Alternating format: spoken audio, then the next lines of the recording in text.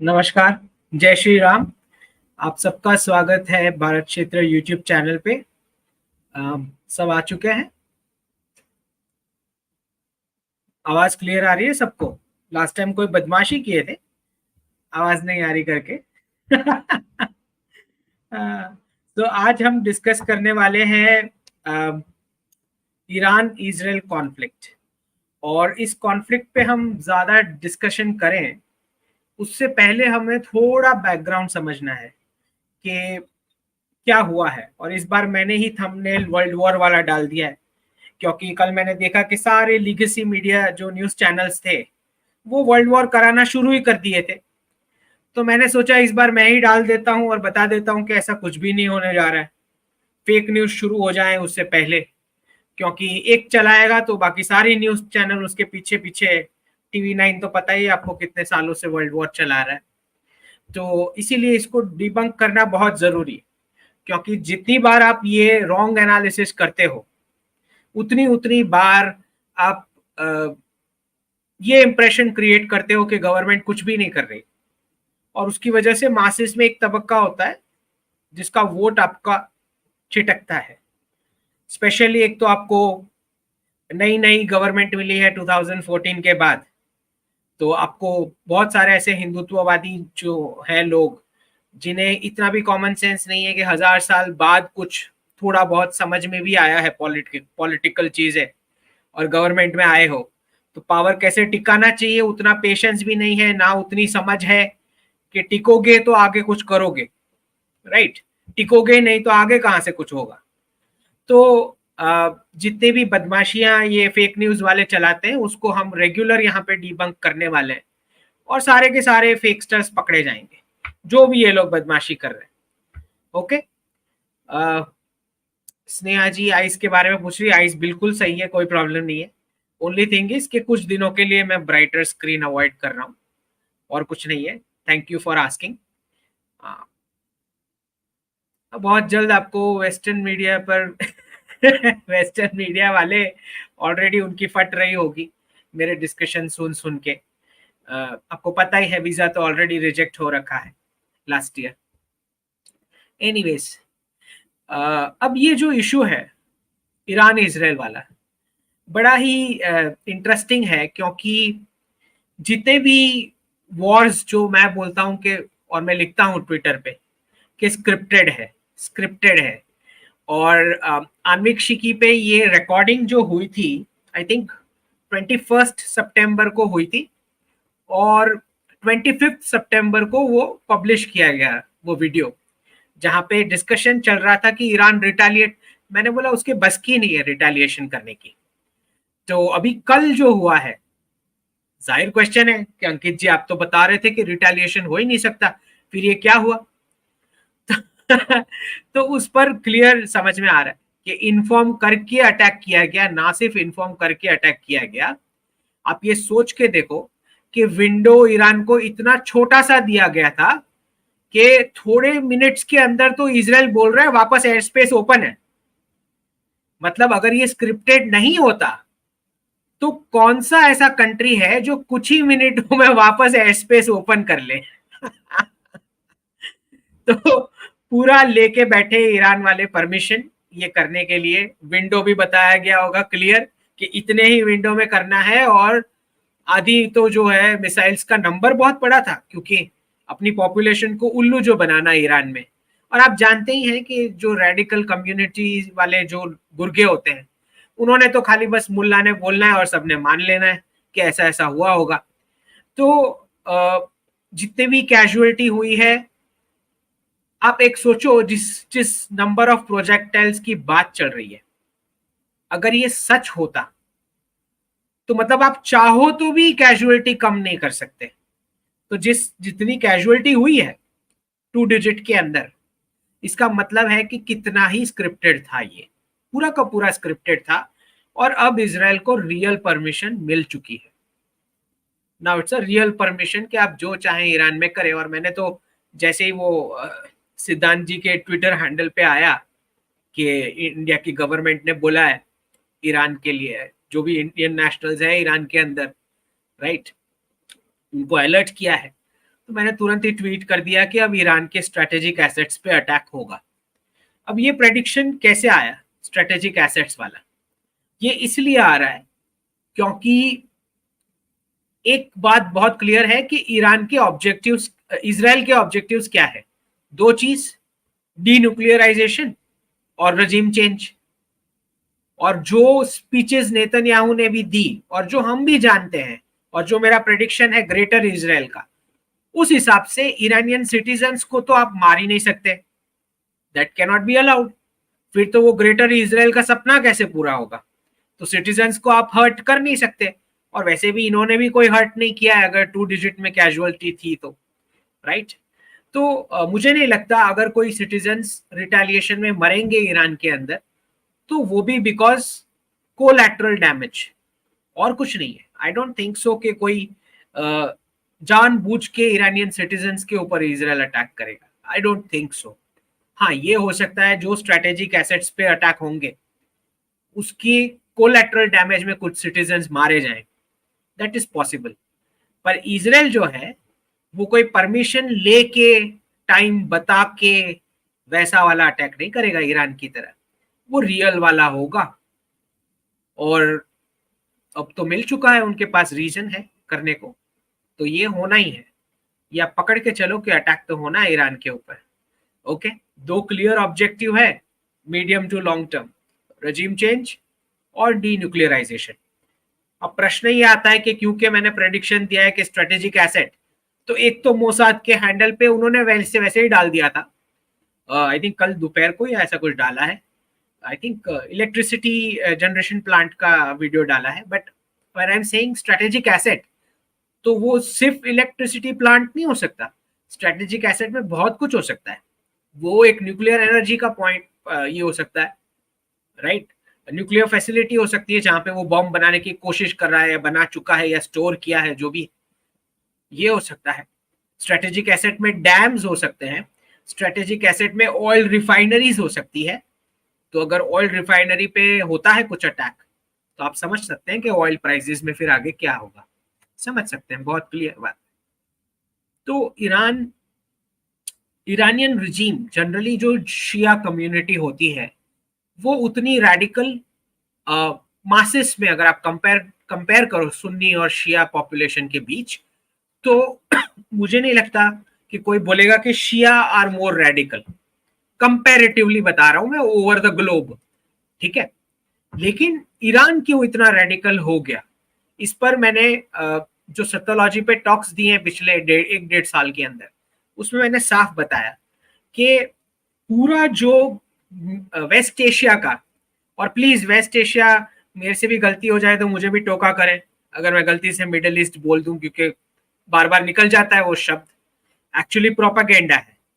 और ये शब्द का भी हमें पूरा समझना है कि क्या खेल हो रहा है इधर शब्दों का, राइट? तो हमारी मिनिस्ट्री ऑफ एक्सटर्नल अफेयर्स ने भी ये सुधारना शुरू कर दिया है, वो मिडिल ईस्ट की जगह अब वेस्ट एशिया क्लियर लिख रहे हैं। ये डीकोलोनाइजेशन का भाग है कि क्यों हमें इसको वेस्ट एशिया बुलाना है और मिडिल ईस्ट नहीं बुलाना है। मिडिल ईस्ट शब्द जो है वो वेस्टर्न इन्फ्लुएंस कोलोनाइजेशन का सिंबल है। क्यों? क्योंकि वहां से वो जब मैप को देखते हैं तो ये मिडिल ईस्ट होता है, हमारे लिए ये वेस्ट एशिया रीजन है, मिडिल ईस्ट नहीं है। तो हमारी मिनिस्ट्री ऑफ एक्सटर्नल अफेयर्स ने भी ये दिमाग का डीकोलोनाइजेशन कर लिया है, वो भी अपने ऑफिशियल स्टेटमेंट में अब वेस्ट एशिया लिख रहे हैं। तो सारे मासेस जो भी व्यूअर्स हमें सुन रहे हैं, आप भी कृपया सुधर जाएं और मुझे भी सुधारिएगा गलती से जहां भी मिडिल ईस्ट निकल जाता है बोलने में, तो मुझे भी बताइएगा कि नहीं बोलना है और वेस्ट एशिया बोलना है, ठीक? अब क्योंकि वेस्ट से मैप देखते हैं तो वो मिडिल ईस्ट होता है, otherwise it is West Asia, ठीक है? तो अब हमें ये समझना है इसके अंदर कि जब ये आ चुका है अंडरस्टैंडिंग कि वेस्ट एशिया रीजन के अंदर सऊदी अरेबिया और यूएई, इन्हीं के पेट्रो डॉलर से पूरा भारतीय उपमहाद्वीप रेडिकलाइज हुआ है। किसके पेट्रो डॉलर की वजह से? सऊदी अरेबिया और यूएई, इनकी फंडिंग पाकिस्तान आर्मी के साथ मिलके, ये लोग मिलके पूरे भारतीय उपमहाद्वीप को, मतलब बांग्लादेश, भारत और पाकिस्तान, ये पूरा रेडिकलिज्म सऊदी अरेबिया और यूएई के पैसों से हुआ है, पेट्रो डॉलर से। मैं पूरा जो स्टोरी बताया हूं कि 1973 के बाद ये सब शुरू हो चुका। 71 में फियाट डॉलर आया, 1973 से पेट्रो डॉलर। तो वो पेट्रो डॉलर का जो पूरा राउटिंग होता था, उसी में तो पूरा अंडरवर्ल्ड, बॉलीवुड, हाँ, जो मैं बताता रहता हूं बार बार। अच्छा, अभी एक बड़ा न्यूज आया है। क्या न्यूज आया है? ऋषि कपूर बता रहे हैं कि सलीम जावेद का जो एक मोनोपोली था बॉलीवुड में, उसके अंदर वो तय करते थे कि कौन बनेगा स्टार, ये बनेगा नहीं बन पाएगा, किसको गिराना है। तो वही तो वो सलीम जावेद जी को पता भी होगा या नहीं पता होगा, आई डोंट नो, लेकिन वो स्क्रिप्ट्स तो फियाट डॉलर के बाद और पेट्रो डॉलर के बाद ही आना शुरू हुई, जहां पे हमारे पूरे बॉलीवुड में वो रेडिकलाइजेशन वाले वर्ड्स डाले गए। फिर खान्स हीरो बनते हैं, हाँ, और वो हिंदू हीरोइंस के साथ बड़ा लव वाला, और फिर प्रेम की मूवीज आती है, फिर टेरर अटैक्स होते हैं आपकी सारी सिटी में, ओके, गुलशन कुमार की हत्या होती है। तो ये पूरा रेडिकलाइजेशन सऊदी अरेबिया और यूएई के पैसों से हुआ था। दिक्कत ये हुई है 2014 के बाद कि सऊदी अरेबिया और यूएई ने डी रेडिकलाइजेशन का पाथ अपना लिया, जिसका एक्सप्लेनेशन मैं ऑलरेडी दे चुका हूं कि उन्हें समझ में आई कि हमारी आधी वेल्थ क्रूड ऑयल की इसमें खर्च हो चुकी है, अब आधी बची है, और फिर पता नहीं है इकोनॉमिक्स का आगे का कुछ भी। ठीक, तो हमें समझना यह है कि जैसे सऊदी अरेबिया और यूएई ने ये टर्न लेना शुरू किया, उसके बाद ईरान, जो इन जनरल मॉडरेट कंट्री माना जाता था, ईरान और कतर, ये मॉडरेट माने जाते थे कंपेयर टू सऊदी अरेबिया और यूएई। लेकिन ये सऊदी अरेबिया यूएई ने जो टर्न लिया, उसके बाद ईरान और कतर बड़े एग्रेसिव होना शुरू हो गए कि नहीं नहीं, ये तो फिर कुछ भी नहीं बचेगा, ये जो हमारी थियरी है, डॉक्ट्रिन है जिहाद वाली, उसका क्या होगा अगर ये लोग टर्न हो गए तो तब से ईरान ने जो है अपने प्रॉक्सीज को बहुत ज्यादा वेपनाइज किया, फंडिंग किया, हिजबुल्ला, हमास, ये सब।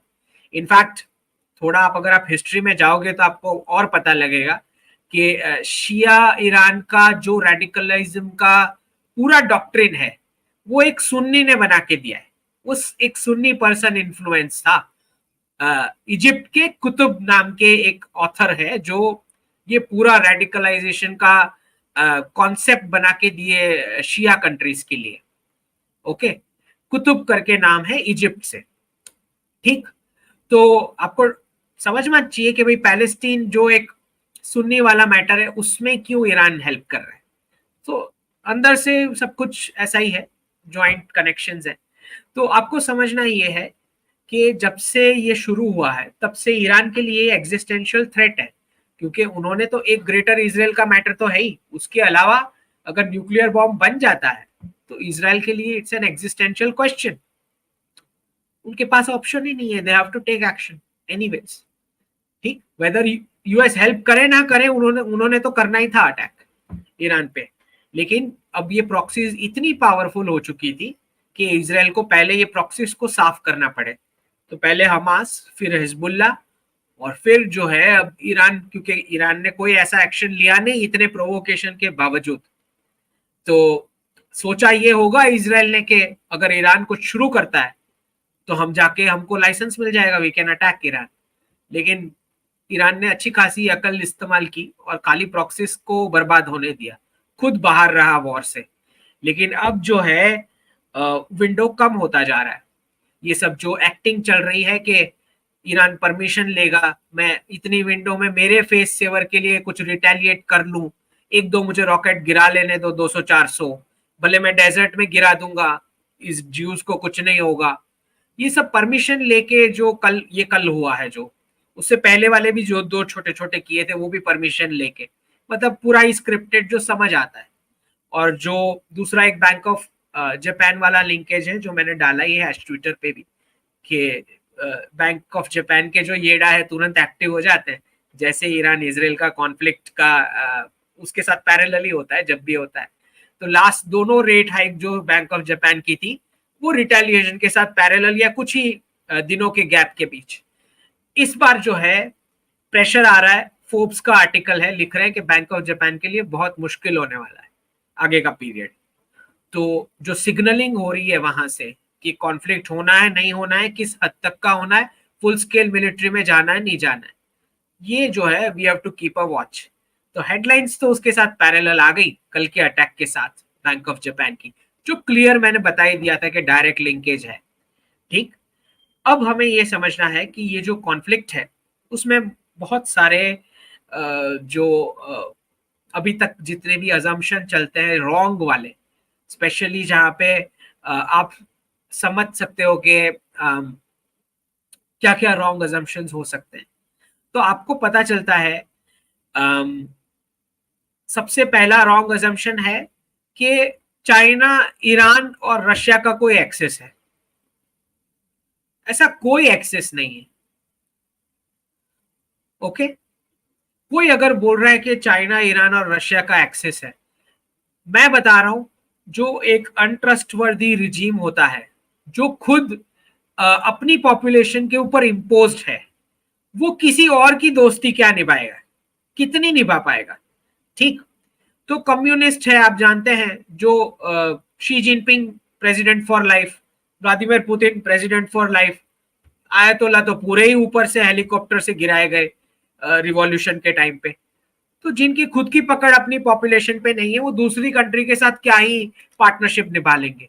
मुझे नहीं लगता कोई रशिया और चाइना डायरेक्ट इंटरफियर करके हेल्प करने आएगा ईरान की, कोई भी नहीं आने वाला है। तो कोई जियोपॉलिटिकल एक्सपर्ट आपको बता रहा है या कोई मीडिया हेडलाइन ऐसा बता रही है कि देखो रशिया रशिया के प्राइम मिनिस्टर आए हैं अब ईरान, देखो अब हेल्प हो जाएगी। सप्लाईज की हेल्प हो सकती है, इंटेल की हो सकती है, आर्म्स की हो सकती है, लेकिन कोई डायरेक्टली इन्वॉल्व नहीं होने वाला, कोई बचाने नहीं आने वाला। मैं बता रहा हूं बिल्कुल साफ शब्दों में, जैसे यूएस इजराइल के लिए आया वैसे कोई बचाने नहीं आने वाला। ठीक है, तो ये गलतफहमी ना पालें। दूसरा एक मैटर आता है जहां पे कल न्यूज भी आई है कि भाई इंडिया की नेवी ईरानियन नेवी के साथ ज्वाइंट एक्सरसाइज करेगी वहां उस गल्फ रीजन में या जो भी है। मुझे क्वेश्चन आया, उसमें क्वेश्चन आना ही नहीं चाहिए क्योंकि मैंने ऑलरेडी प्रेडिक्शन दे रखा है इसके ऊपर कि ईरानियन नेवी और भारतीय नेवी इंटर ऑपरेबल होने वाले, बिल्कुल जैसे यूएई एयरफोर्स और इंडियन एयरफोर्स इंटर ऑपरेबल होने वाले। ओके, इस रीजन में over a period of time यही होने वाला है। सऊदी की आर्मी इंडियन आर्मी के साथ इंटर ऑपरेबल होगी, यूएई की एयरफोर्स इंडियन एयरफोर्स के साथ इंटर ऑपरेबल होगी, और रीरान की नेवी वो इंडियन नेवी के साथ इंटर ऑपरेबल होगी। क्योंकि वेस्टर्न करेंसी के पास वो पावर ही नहीं होगा कि पूरा रीजन का आप ग्लोबल पॉलिसिंग कर पाए, तो सबने मिलके ज्वाइंटली ही करना है। तभी तो राफेल डील यूएई ने भी साइन करी।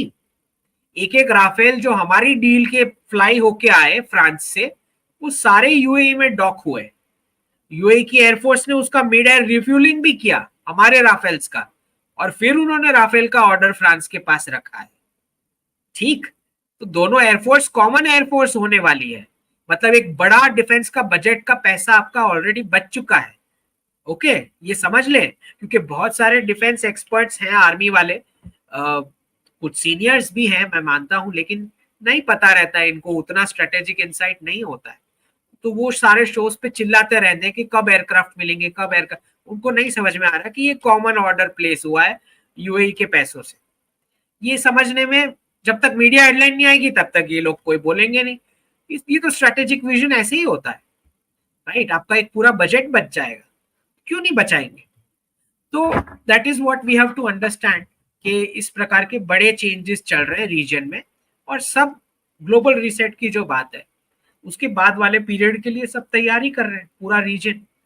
जो अभी यूनाइटेड स्टेट्स में है, जयशंकर जी कल उनका बायलैटरल था एंटनी ब्लिंकन के साथ, उसमें लिखा है कि सारे रीजनल और ग्लोबल इश्यूज डिस्कस हुए। ठीक, तो आपको समझना है कि भारत का रोल अब बहुत बड़ा हो चुका है सारे कॉन्फ्लिक्ट्स के अंदर, बिकॉज दोनों साइड की कंट्रीज के साथ अगर कोई बात कर सकता है तो सिर्फ और सिर्फ भारत है, राइट? तो ये जो पूरा कॉन्फ्लिक्ट है ईरान इजराइल वाला, इसके गोल बहुत साफ है, रजीम चेंज। दूसरा, मैंने जो प्रेडिक्शन दिया है कि शाह ऑफ ईरान वापस आएंगे जो उन्होंने यूएस में रखे हैं, रजा पहलवी के जो सन है वो, ईरान एक क्रिश्चियन मेजोरिटी बनेगा जो मैं प्रेडिक्शन 3 साल पहले दे चुका हूं, और डेमोक्रेसी वापस आएगी ईरान के अंदर, ठीक है। और डी न्यूक्लियराइजेशन होना है उनका, जो भी न्यूक्लियर साइट्स है, जितना भी टाइम फ्रेम लगे। 4 हॉटस्पॉट्स हैं जो क्लियर मैंने नवंबर 2021 को प्रेडिक्ट कर दिए थे कि ये चारों हॉटस्पॉट्स रिवर्स होंगे। कौन कौन से? पीओके, ताइवान, यूक्रेन और ईरान इजराइल। ये चारों हॉटस्पॉट्स जो हैं वो रिवर्स होने हैं, क्योंकि अब डॉलर की कोई रिक्वायरमेंट नहीं है, ठीक है। तो ये मैंने समझा कि एक छोटा सा सेशन हम रख लेते हैं लाइव वाला, और टाइमिंग पे रखा है मैंने। मैंने सोचा पूछ लेते, थोड़ा बता देते हैं, और किसी को कुछ पूछना है तो क्वेश्चंस भी ले लेते हैं, ठीक। तो सबसे पहले क्वेश्चन है साकेत जी का, why is Khomeini Iran listening to the script writers? Khomeini ji सुन नहीं रहे राइटर्स को, उनको माननी पड़ रही है उनकी बात कंपलसरी, क्योंकि वो रिटेलिएशन की कैपेसिटी नहीं है। कल का आप उनका वीडियो तो जरा देखो, जो रिटेलिएशन, जो फेक रिटेलिएशन था, उसके बाद जो उन्होंने रिलीज करा है ऑर्डर देते हुए कि अपनी फोर्सेस को कि ये करो, मतलब इतना कॉमेडी है, ऐसा लगता है कोई अफगानिस्तान का टेरर ग्रुप हो, पीछे 200 रुपए का बैनर डाल दिया है, और मतलब कोई सीरियस नेशन ऐसा वीडियो कैसे डाल सकता है पब्लिक में, समझ के बाहर है। मतलब कितनी हालत टाइट हो रखी है इनकी, मतलब ईरान को, ईरान की इमेज एटलीस्ट लोगों के दिमाग में ऐसी नहीं थी, पर ये पता नहीं मतलब कितना डिग्रेडेशन हो चुका होगा उनकी सोसाइटी का रेडिकलिज्म के चलते, कि कार्टून जैसे लोग खड़े हैं, ड्रेस भी पहना दिए आर्मी के, पता नहीं वो आर्मी के है भी या नहीं, आई डोंट नो, लेकिन वीडियो देख के तो ऐसे ही लगता है कि कोई अफगानिस्तान का कोई ग्रुप है, टेरर ग्रुप, और वॉर का कुछ डिक्लेयर कर रहा है। मतलब बेवकूफ बनाने की कोशिश अपनी पॉपुलेशन को कि ना ना हम अभी भी रेलेवेंट है, इट्स जस्ट नॉनसेंस। और इजराइल जब रिटेलिएट करेगा तो उन्हें समझ आएगी कि क्या हालत हुई। डॉक्टर के चक्रवर्ती जी धन्यवाद। Friends let's work together to increase, हाँ सब्सक्राइबर्स बढ़ाएं चैनल के, क्योंकि जितना ज्यादा आप अवेयर होंगे उतना आप फेक न्यूज से बचोगे, और डी डॉलराइजेशन की तो पूरी थीसिस है, राइट। तो उसी के parallel deradicalisation, decommunism, decolonisation, okay, ये सब पैरेलल चलेगा। सब्सक्राइबर्स बढ़ाने चाहिए, बात सही है, जितने जल्दी बढ़ाओगे आप तो उतना ज्यादा मुझे भी थोड़ा एंकरेजमेंट मिलेगा सामने आने को, अदरवाइज मैं थोड़ा आलसी काइंड ऑफ पर्सन। प्रखर जी धन्यवाद। अंकित क्या लिखा है? काल चक्र परिवर्तन आफ्टर एट राम मंदिर बाय मोदी जी। देखिए परिवर्तन तो हो ही रहा है, बिकॉज कल ही बड़े मजे की बात है, मैंने ये ट्वीट करी थी कि यूके के बारे में लिख रहे थे कि ओहो हमारा तो कोलोनाइजेशन होना शुरू हो गया, ये देखो कैसे कैसे लोग घुस आए हैं। कंसर्न पर्सन होगा ब्रिटेन का, सम सेलिब्रिटी व्हाटएवर, बड़ा हैंडल था पॉल गोल्डिंग करके, तो मैंने उसमें ट्वीट करके लिखा ये कोलोनाइजेशन नहीं है, ये डीकोलोनाइजेशन है।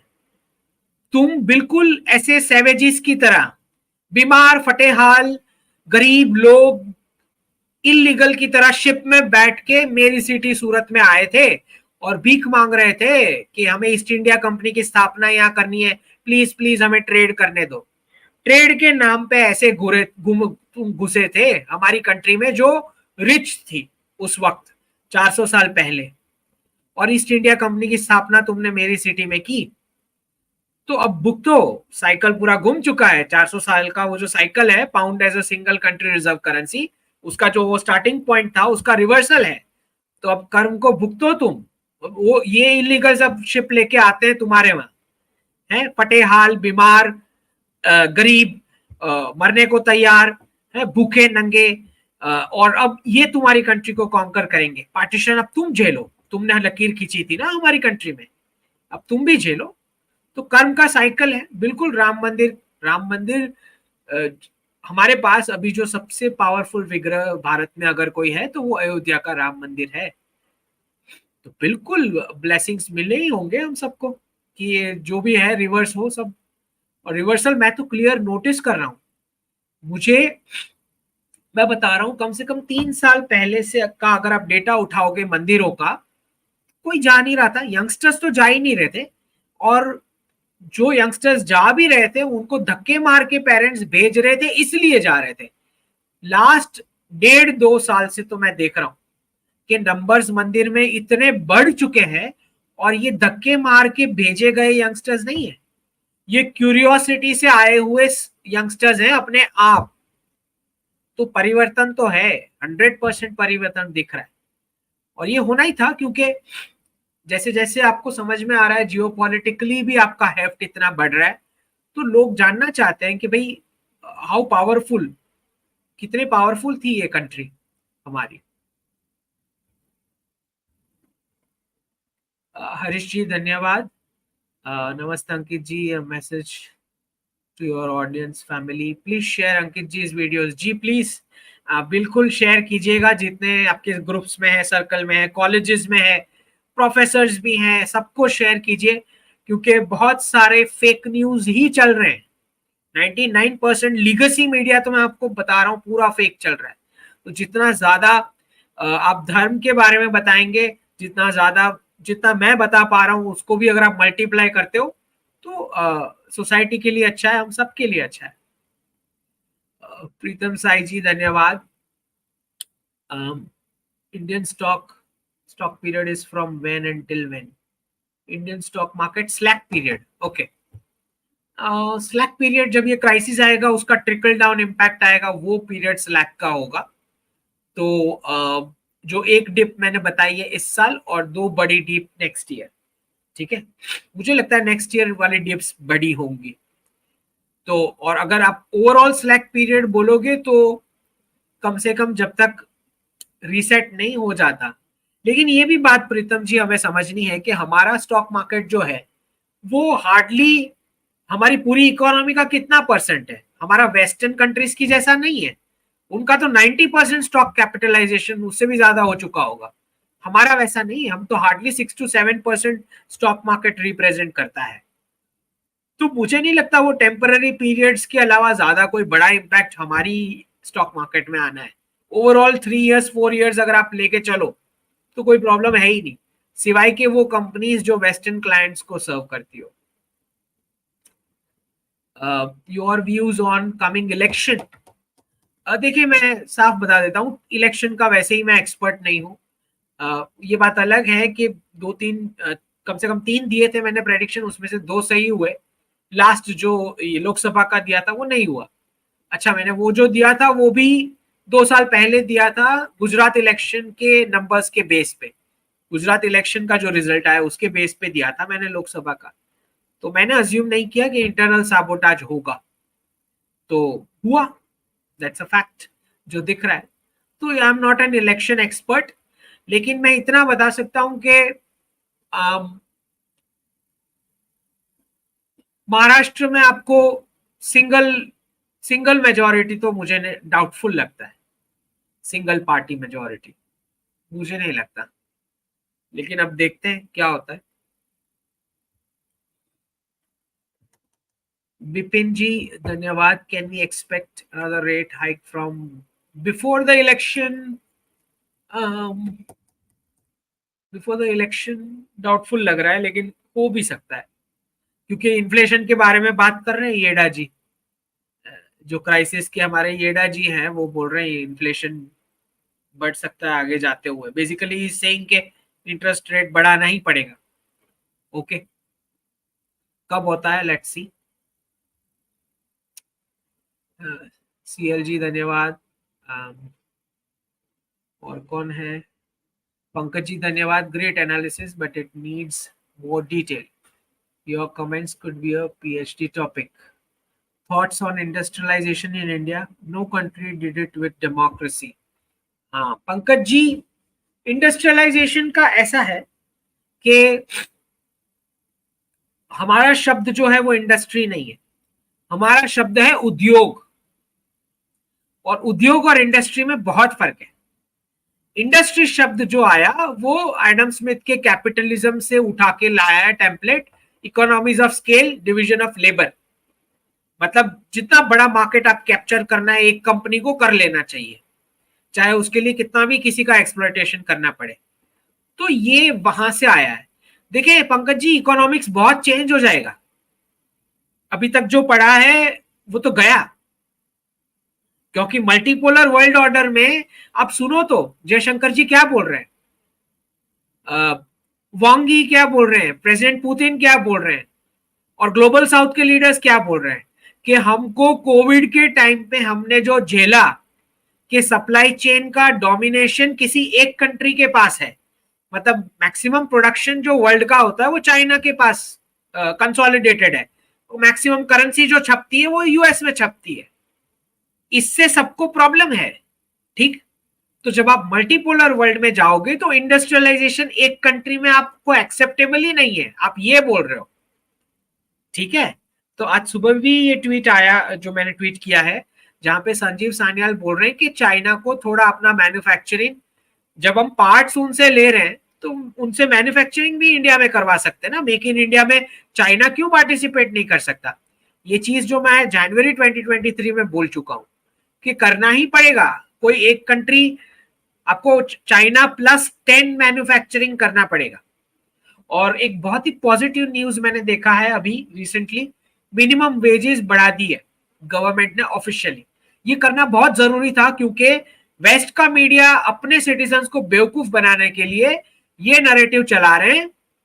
क्या नैरेटिव चला रहे हैं? बोल रहे हैं कि China will be replaced by India. मतलब अभी तक चाइनीज लेबर का टॉर्चर करके हम जो मैन्युफैक्चरिंग करा रहे थे, या अभी तक चाइना कंट्री को पॉल्यूट करके जो हम मैन्युफैक्चरिंग करा रहे थे, या अभी तक चाइना के नेचुरल रिसोर्सेज खत्म करवा के हम मैन्युफैक्चरिंग करवा रहे थे, अब उसका ऑप्शन इंडिया बनेगा। तो बहुत ही अच्छा स्टेप गवर्नमेंट ने लिया है कि मिनिमम वेजेस ही बढ़ा दी। इनको मैसेज चला जाए कि ऐसा यहाँ कुछ भी हम नहीं करने जा रहे, हम हमारे रिसोर्सेज इतना एक्सप्लॉइट करके तुमको रेडी प्रोडक्ट बना के नहीं देने जा रहे, सस्ता वाला भूल जाना। ठीक है, तो ये जो आप जो इंडस्ट्रियलाइजेशन की बात कर रहे हैं पंकज जी, ये तो गए, अब वो पुराने इकोनॉमिक्स के कॉन्सेप्ट गए, अब नए आएंगे मल्टीपोलर वर्ल्ड के लिए। वो कैपिटलिज्म तो फेल हो चुका जो एडम स्मिथ वाला था, उसमें तो किसी को कुछ डिलीवर ही नहीं हुआ। आप लोग ही गरीब रहे और वो लोग तो रिच लाइफस्टाइल बिना कोई प्रोडक्ट बनाए मजे कर रहे हैं। सबको पता लग गई ये बात।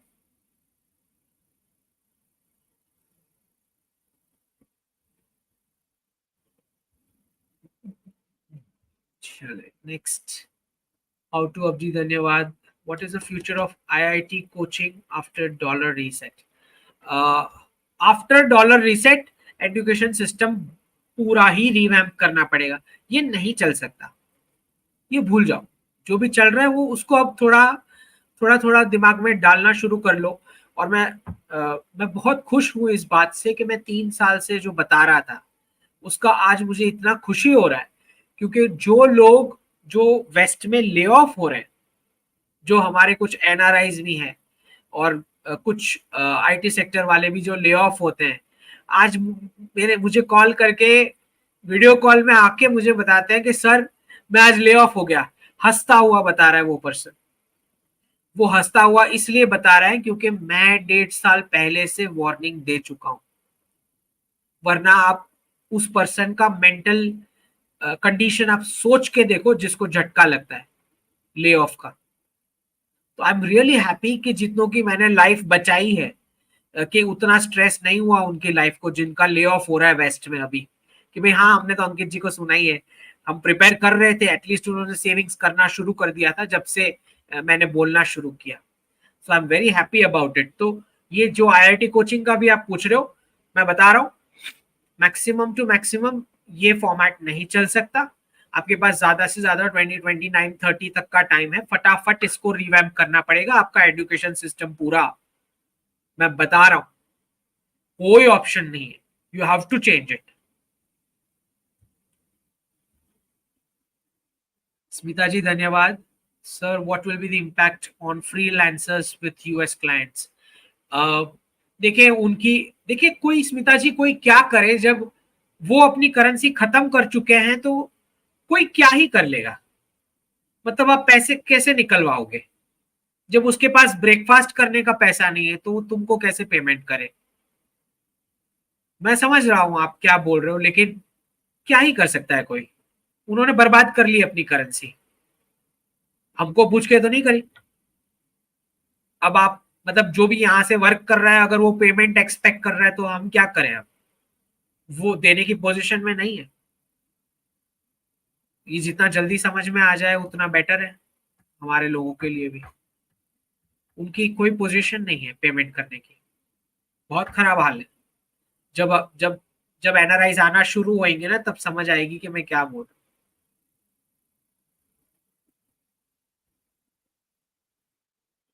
हमने थोड़ी बोला था उनको कि इतना इतना कर्जा लेके तुम कंज्यूम करते ही जाना और बर्बाद कर लेना अपनी करेंसी। हमने थोड़ी बोला था। प्रॉब्लम जी धन्यवाद। Can we trust US on IMEC IMO. Trust का शब्द तो पहले भूल ही जाओ कि जियो पॉलिटिक्स में होता है, ऐसा कोई शब्द ही नहीं होता। सब कुछ अब माइलस्टोन होता है। तुम इतना कंप्लीट करो तो मैं इतना कंप्लीट करूंगा, फिर दूसरा टॉपिक लेके आना। ये होती है अब जियो पॉलिटिक्स। भूल जाओ, ट्रस्ट वाला भूल जाओ। ठीक है, चाइना हो, रशिया हो, फ्रांस हो, इसराइल हो, यूएस हो, यूके हो, कोई भी हो। काय का ट्रस्ट, किस बात का ट्रस्ट भाई। मैंने कौन सी उसके साथ शादी करनी, यूएस के साथ, चाइना के साथ या किसी के साथ। तुम इतना कंप्लीट करोगे तो मुझे इतना कंप्लीट करने में इंटरेस्ट है। ऐसे ही होगा अब जो भी होगा। तो आप जो पूछ रहे हो आईमैक के बारे में, देखिए यूएस एक ही ऐसा कंट्री है जो आईमैक के बाहर है, लेकिन आईमैक में इंटरेस्ट दिखा रहा है क्योंकि प्रॉफिट में चाहिए शेयर, जो भी बिजनेस होगा उस कॉरिडोर में। ठीक, तो उसका भी इंटरेस्ट बनता है पॉलिटिकल स्टेबिलिटी में ये पूरे रीजन की, अगर प्रॉफिट में कुछ शेयर चाहिए तो। सिंपल।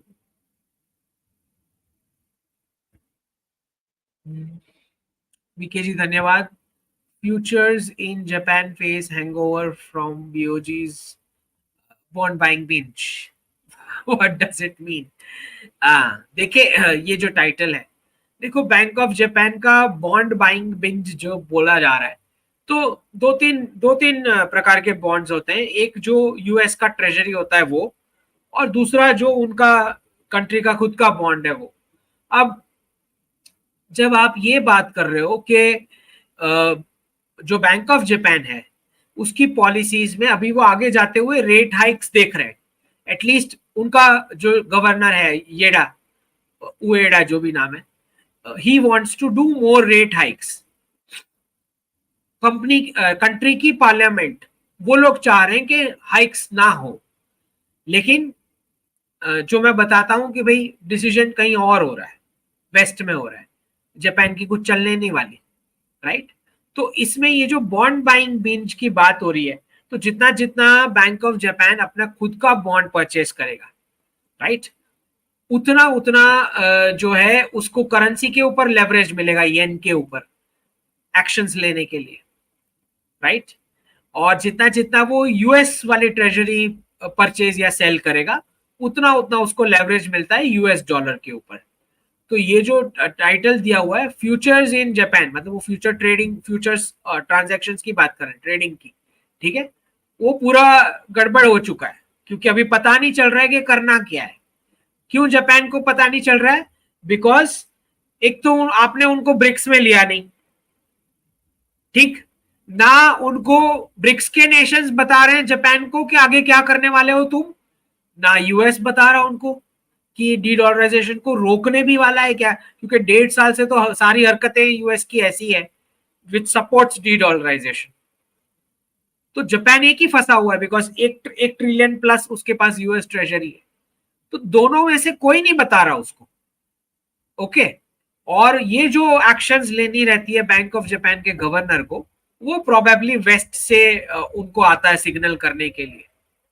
इस मतलब जापान इतना स्क्रू हो रखा, मतलब जापान जितना कंट्री कोई स्क्रू हुआ ही नहीं है पूरी हिस्ट्री में।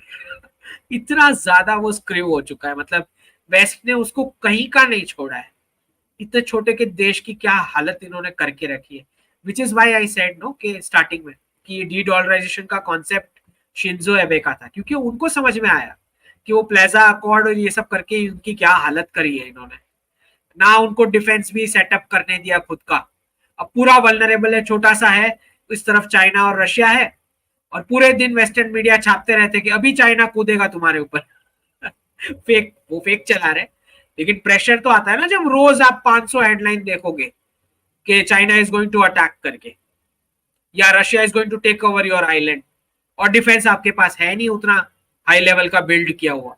तो बहुत ही खराब एलआई में से सबसे खराब एलआई ट्रीटमेंट किसी को मिली हो तो वो जापान है बेचारा, वो क्या ही कर लेगा अब।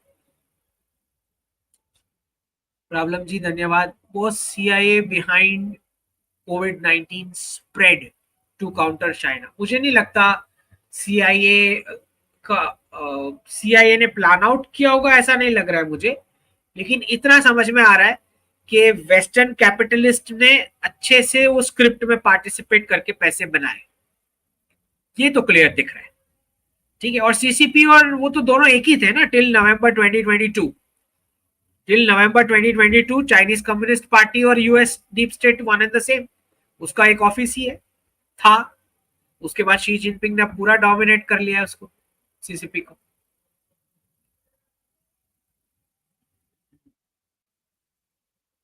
उनका जी धन्यवाद। November 24 stock market crash, gold prices in 2025। देखो नवंबर 24 में सबसे पहले इलेक्शन कंप्लीट होगा, फिर रेट कट आ सकता है जिससे ऊपर जाएगा टेम्पररी, और फिर जो है जो भी होना शुरू होएगा वो होएगा। गोल्ड प्राइसेस इन 2025 2025 अभी कहना मुश्किल है, दिसंबर 2024 के लिए मैंने बता दिया 80-85,000 की रेंज फॉर दिसंबर 2024।